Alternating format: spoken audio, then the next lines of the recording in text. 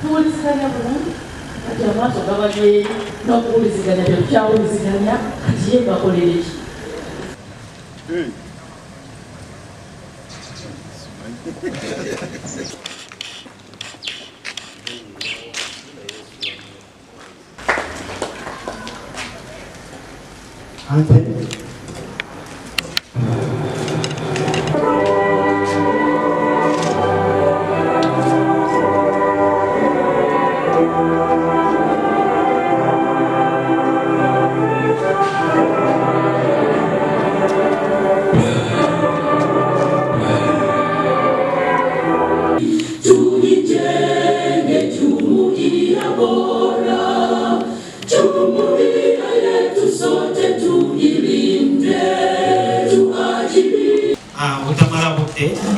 okusaba taata omukulu w'essomero ojje era bw'onoovaako tunaamanya ekiddako ssebo omukulu w'essomero. Thank you very much, Senior Honorable Minister, for honoring this invitation you have given to our invitation for the respect Tuesday. And on Thursday, they did not turn up. They did not, because you are all new in this community. You and Honorable Mrs. Anyone hard work. So we must leave this school when they are culturally sensitive to add value. Join us. Those are some of the things which we are. And for accepting this invitation, we weekisiza waggulu muggwanga tujja kwongera nnyo okujja wano sebo okwaniriza nnyo Honorable Minisita webale nnyo. You who kill the prophets and stone those. Matthew 20 olw'okukulaakulanya eggwanga bwe bala basituse kubanga olwekituyanza ssebo tuyanzeege kasabe nali badde nzijabuzi naye nti guddewo ne ngenda naye nalowooza nti kandigere ku eri abaana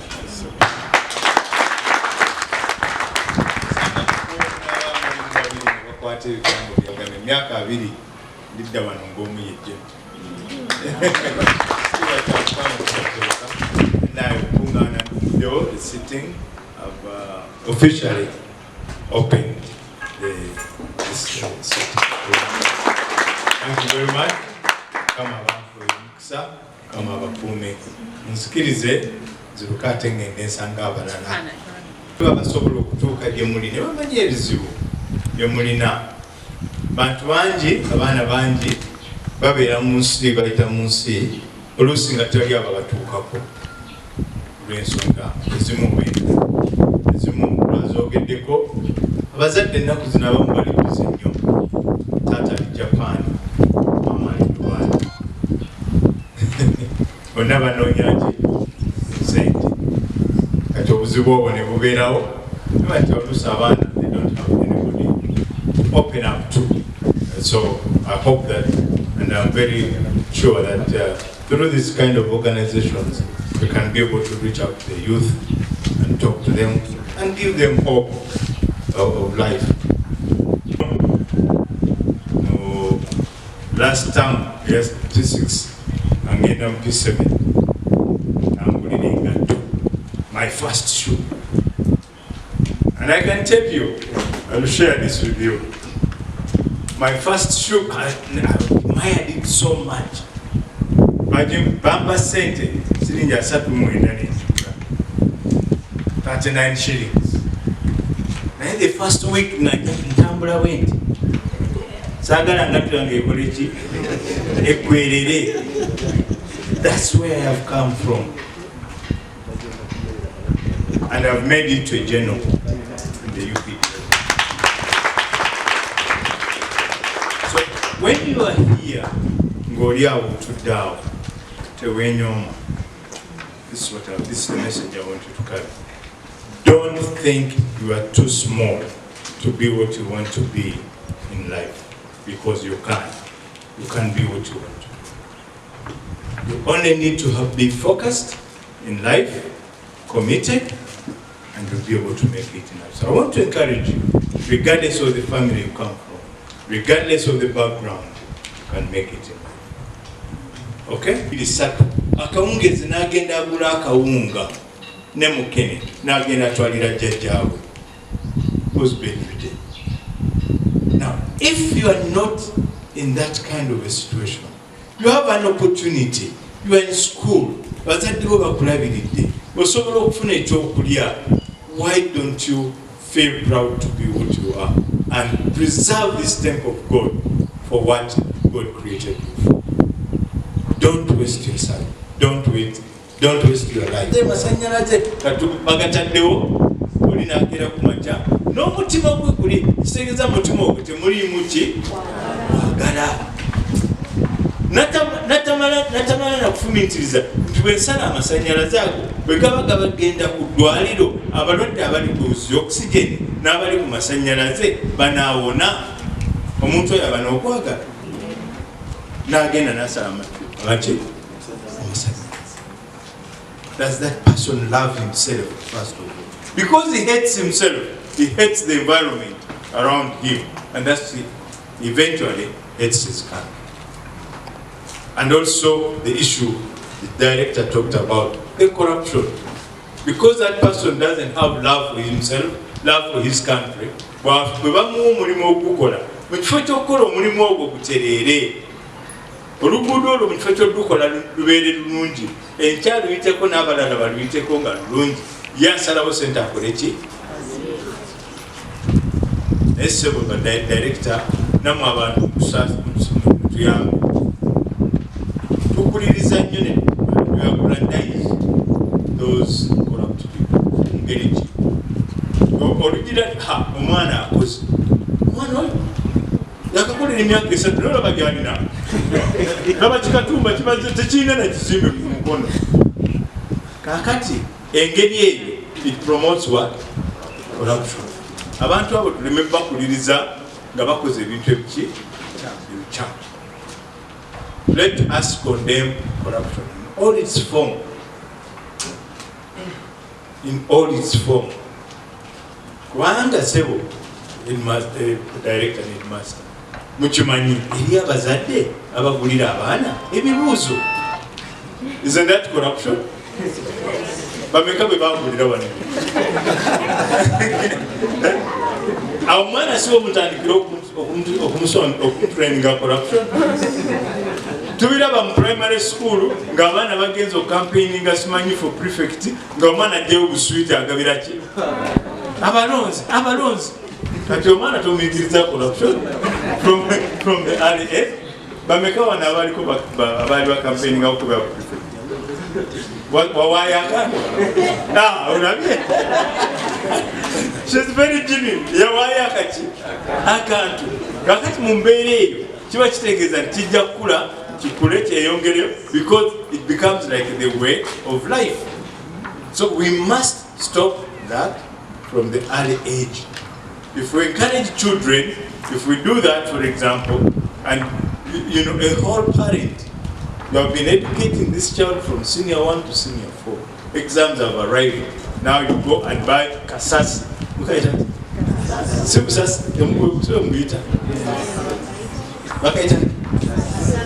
Kasasi.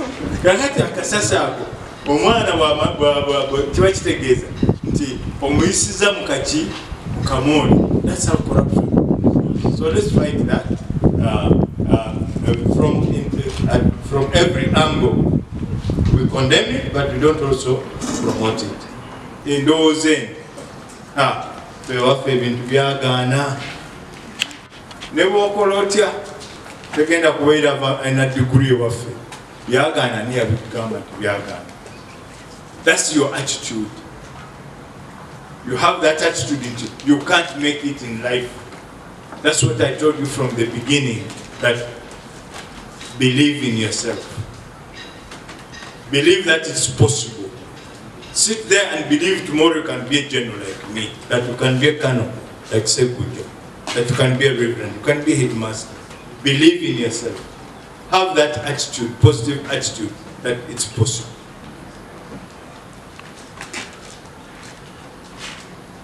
attitude there is about in about 3 or 4 forms. There is positive, oyakiriza kisoboka. There is negative. Ebene bokolotya. Byagana byalema. Byayanga. Ewafe. Teva yali naji akola ki. Tenza na kuva batukolimira. Senga yatukola ki. That's already a negative attitude. So that don't embed in yourself a negative attitude. Tobeera na kulowooza okwali tobeera na kirowoozo ekyo tebikola ki tebisoboka. Kati nyawulaba mukwano gwange ono atuddana. Tukyalina abantu baagala kwogera eri baana be batazaala. Let me be open. Tetukyayagala kwogera eri baana. Abazadde tebakyalina budde, basenga bakoowa, bakojja tebalina biseera. Awaka bamaidi be bakolanga bamaama, be bakolanga basenga. Naye bw'ofunayo omukulembeze ali ku level eya Geno ng'ate minisita n'akufisiza essaawa nnamba n'ekitundu, mukwano n'ayogerako naawe nga tolina nakyo omuyita gwani mwesuneko. Olwaleero abamu temubira bamugamba bayogera batayogera y'amanyi. Nze future yange daddi yagirina, sente ne motoka zalina, byonna byange. After all ndi mulenzi omu, ebyo byonna byakumala ki biseera. Ekintu ky'olina okugenda nakyo, buli muntu ng'ayogera naawe, buli musomesa ng'ayingidde mu class, oba ali mu ngato egudde olubege, oba asibye enviiri, maama oze yasiba asiba edda ze walaba alaba edda, oba ayambadde empale etakyaliko, oba ajjidde mu kamotoka kafaanana katya, attitude ng'akusomesa ebeere positive. Buli kyoyagala kyonna ojja kifuna. Geno tulina obuzibu nti tubeera n'abaana bano nga bawummudde akaseera katono. Naye akaseera ako akatono koonyumyako nabo owulira nti tulina obuzibu ng'eggwanga tukyalina okwogera ennyo. Ebintu bye bayogera mwana wange bifaanagana abaana baffe bonna.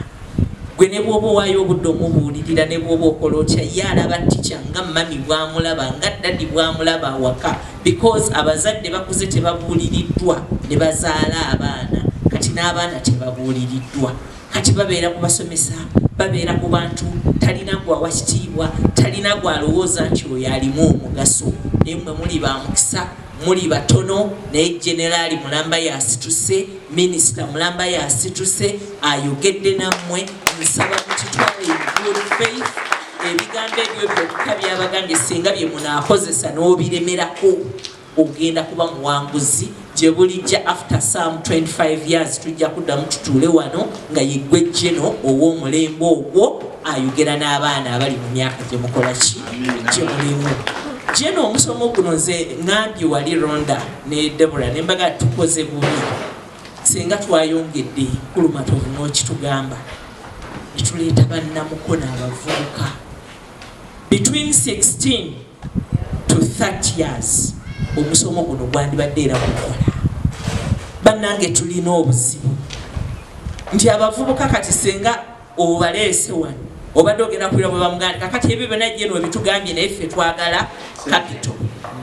Naye nga bw'obala wali sente zalina tezenkana attitude. Naye ne bw'obaleetera ekifaanana kitya bo balabamu kimu kufuna za mangu. Era gwababuulira bino ebigambo gwe gwe balwana okole ki obwa. Omuzadde yakutadde mu ssente ezikuleese wano for a week, oyo ye muzadde akuwadde ekyobugagga kyogenda okubeera nakyo. Kubanga bwe mutunula eka basenga gye bali aboogera, bamaama bakyalina obudde bwammwe, bakomawo okubabuza to the extent n'ekisenge mmwe mwekibategekera. Era agenda komawo akubuze Rose wategese ekisenge kyange, mwafumbye emmere ekyekyeggullo, amasepiki enkya mugakuuteko. Naye tayinza nakugamba nti bakwate evvu ne bakuute sepiki. Tayinza kugamba nti oluwawu lukuute sepiki. Tayinza kugamba nti omusenyu gukuute sepiki. Tayinza kugamba nti omuwala atambula bw'ati oba yeeyisa bw'ati. Byonna Geno yakuwadde full package. No Rachel kano bitukwebaza. Gatija twakuzeemuko mu myaka tulwanyise enguzi mu ggwanga.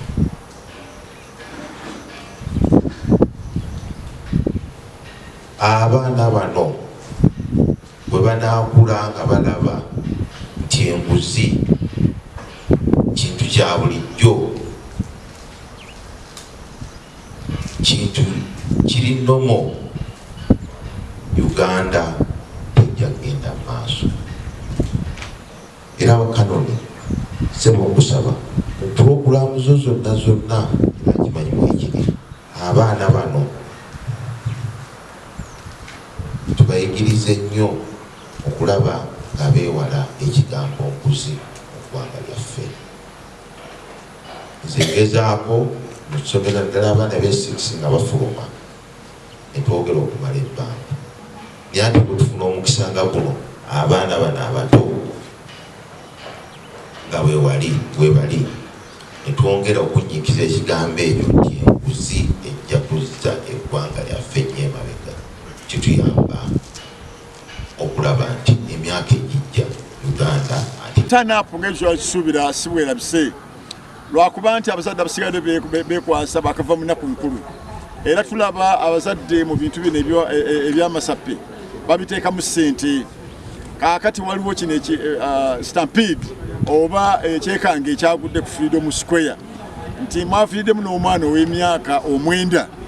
Mwafiire kwegamba n'olaba naye ng'abaana omwana emyaka 9 okumutwala eyo kyabadde kya ssente nnyingi, n'ebintu bino ebizimba abaana baabwe abazadde bagamba nti bya ssente nnyingi, naye omuzadde ne munaateeka ssente nnyingi mu baana naye nga temubateeseteese, ssente ezo zonna zijja kugwa ttoggo. Tubakubira omulanga bwe muwulira emisomo gyonna egiteekateeka okwogera eri abaana bammwe mubateekemu mubatwale, kubanga abazadde abasinga tebakyasobola kwogera eri baana baabwe, babazingako dda, babasalako dda. Abaana beboogera waka.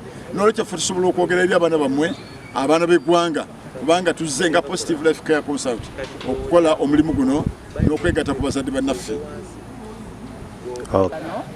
Si mu kiseera kino kyokka, naye ne bwe babeera ku masomero ng'atuyita tujje twogereko nabo. Abaana baffe tubatwala, era abantu bangi boogera nti bali mu mulembe omwonoonefu, naye wakati mu mulembe guno omwonoonefu twagala tufunemu ate abanaatwala eggwanga lyaffe, abanaatwala obwakabaka mu maaso, bo nga balina empisa ez'enjawulo era ezisaanidde. Tukizudde yonna gye tutambulira nti abaana baffe newankubadde baagala okuyiga, abo abandibadde babayigiriza ate tebalina budde bwabwe be bazadde. Abazadde tukola nnyo, twagala nnyo okubanoonyeza ensimbi, naye waliwo kye tutasobola kugeraageranya ku mwana waffe ayonoonese. Eddini lyange nze Muyiza Elizabeth Juliet, nva ku Chadonde Secondary School. I sat for examinations. I'm from Seta, that is where I live with my parents. Yes, according to what I've learned today, I've learned from that journal that it is our attitude that helps us succeed in life, and basically love with ourselves and love with other people. Oh, yes. People ignore that, and I've learned to love myself and also my positive attitude. Okay. All right.